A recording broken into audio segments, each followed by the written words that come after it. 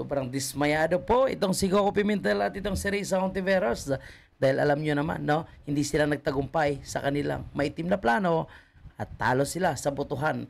At ngayon, kailangan nang ibalik sa sender, ibalik sa House of Representatives itong impeachment na ginawa nilang article laban kay Vice President Sara. Magandang araw sa atin lahat, mga kabayan, at yan po yung ating pag-uusapan.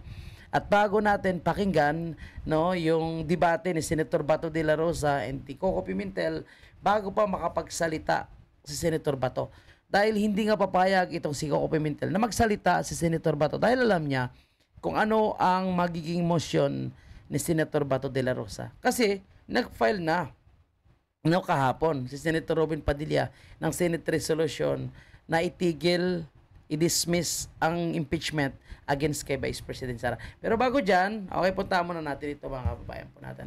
Of course, alam natin yung mga anti-Duterte, no, and pro-impeachment, Risa Hontiveros, Coco Pimentel, Binay, Gatchalian, and po. Pero talo sila dahil out of 23 senators, 18 po yung gustong ibalik sa House of Representatives dahil questionably po yung naging paraan, no, ng paggawa nila ng mga article of impeachment against kay Vice President Sara. And hindi naman po na-dismiss, at least return to the sender, no, at titingnan kung ano po yung mangyayari dito ulit and posibleng parang i-refile. So parang tatawid dito, no, tatawid doon sa 20th Congress. So yan ay mainit na discussion pa. Anyway, sino po yung bumoto, no, para ibalik sa House of Representatives itong impeachment, article of impeachment against kay Vice President Sara?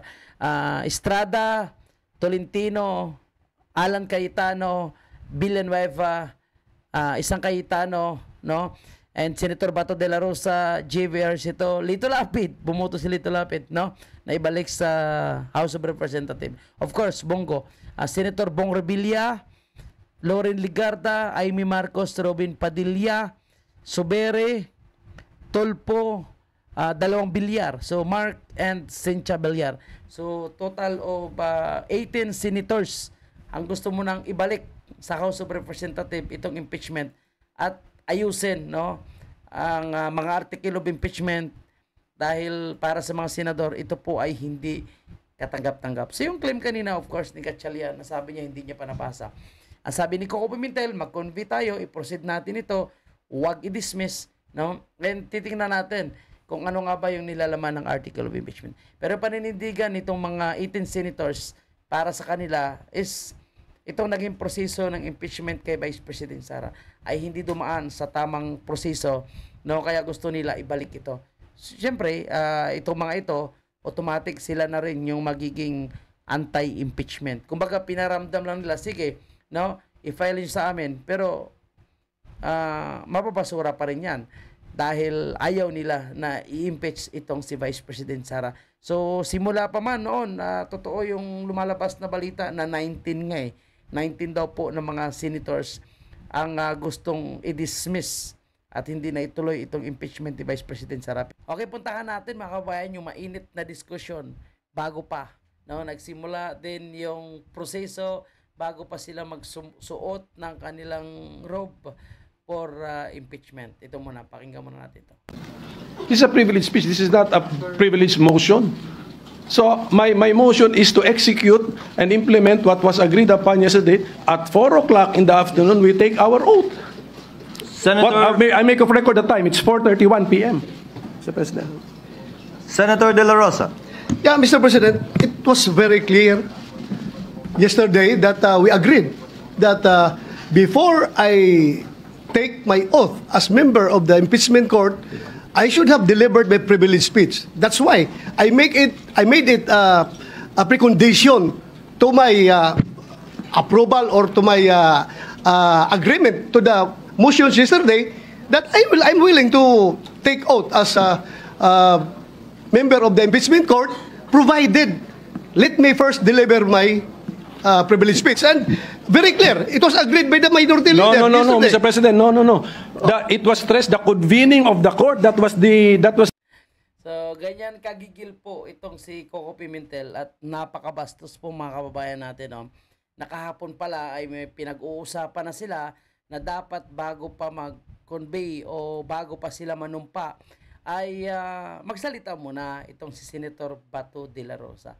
Pero ayaw na po nila, mga kababayan po natin. Pero wala pong nagawa itong si Coco Pimentel dahil nagpagitna po itong Senator Alan Cayetano at sinabi niya, pagbigyan na natin Senator Bato dahil nauna naman po siya na nagtaas ng kamay, nagsalita. So yan po yung roles ng Senado natin. And kung susundin natin yung pinag-usapan daw kahapon na manumpa muna bago magsalita, may mga personal and collective privilege man itong mga senador. So kailangan manumpa muna sila as impeachment judges. So hindi pa sila nakasuot ng kanilang toga dyan. And of course, si Risa Hontiveros, isa rin yan sa kontrabida. Alam natin na hindi sila papayag doon sa motion ni Senator Bato de la Rosa. O ito, panoorin natin. And matindi, kasi nakita natin si Amy Marcos is naninindigan. So good job, Amy Marcos. Pinakita mo na talagang kaya mong panindigan ang iyong sinasabi. And ayan, nagkasigawan dyan sila ni Risa Hontiveros.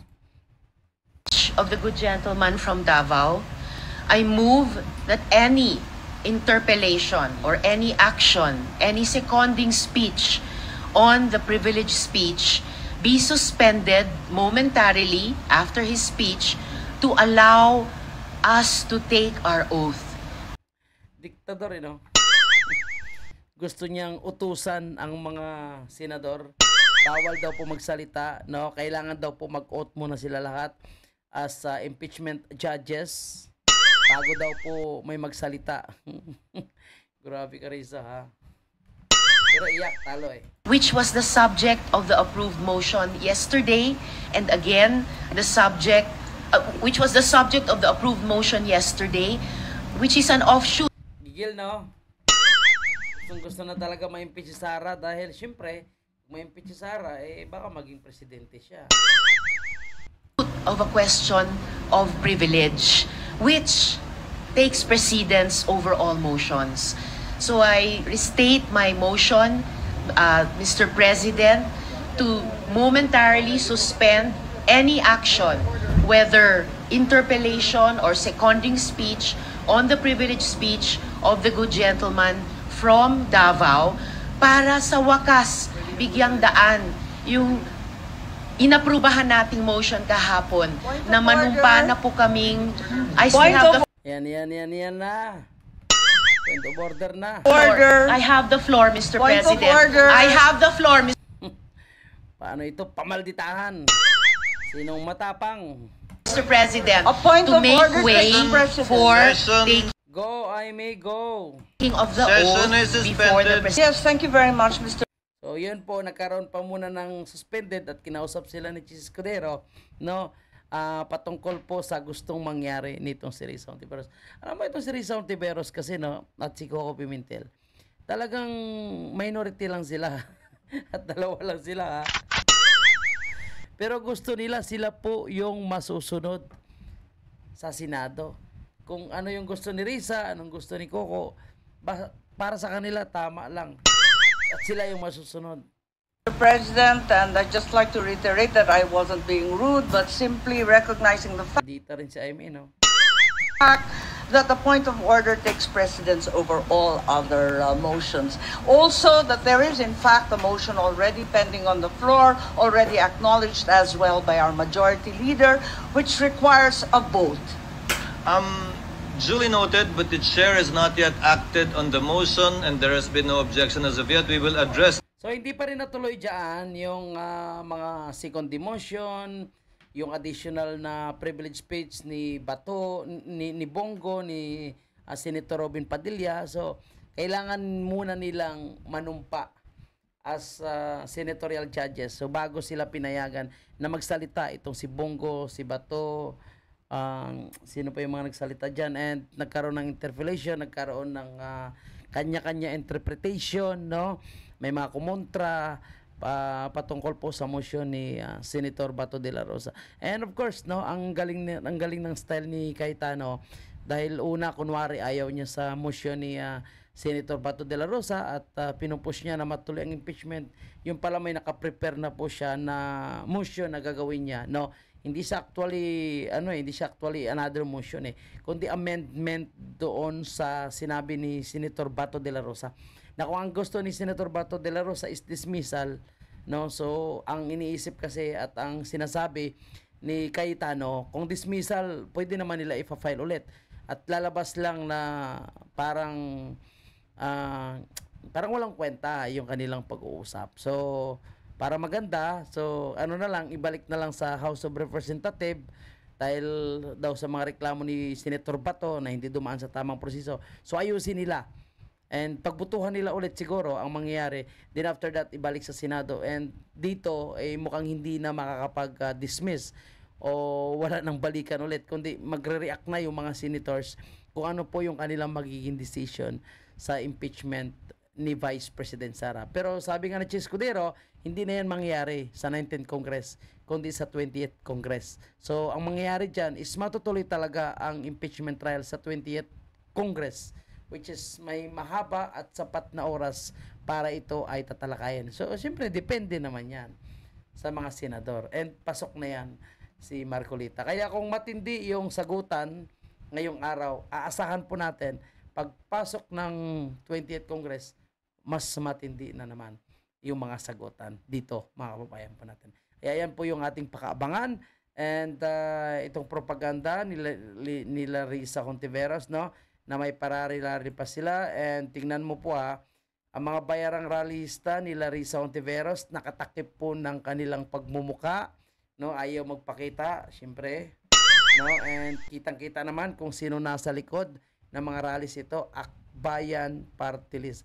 Yan po yung mga realista, yung mga leftist, no, na ayaw kay Vice President Sara at ayaw sa kahit sino man na Duterte and Duterte allies na nasa gobyerno. Kasi hindi po sila makaporma at lagi po silang butata at mukhang mauubos na kasi ang lahi nitong mga makaliwang grupo. So, thanks God and congratulations again sa mga senators, no, na mga bumoto para ibalik sa House of Representatives itong article of impeachment. Kaya balik ang bola kay Tambaloslos.